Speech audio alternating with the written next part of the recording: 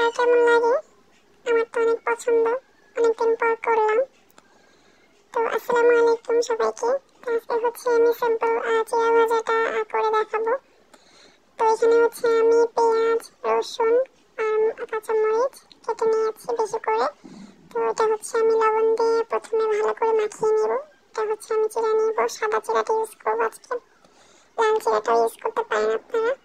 তো আমি এটাকে ভালো করে মাখিয়ে নিয়েছি যেন পেঁয়াজের পানিটা একটু বের হয়ে যায়, যেন চিড়াটা মাখাতে সুবিধা হয়। তো আমি চিড়াও নিয়ে নিয়েছি।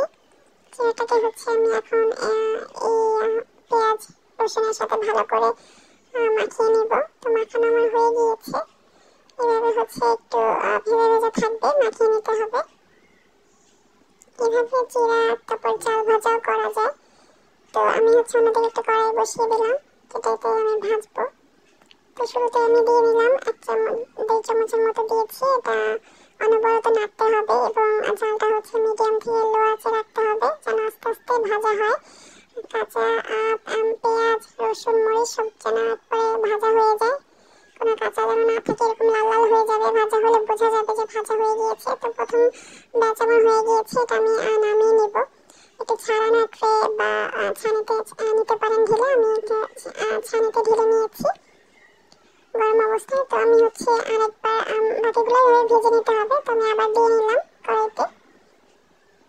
তো এটাকে আমি ভেজে নিচ্ছি, অনবরত নাড়তে হবে, নাহলে পোড়া লেগে যাবে নিচে।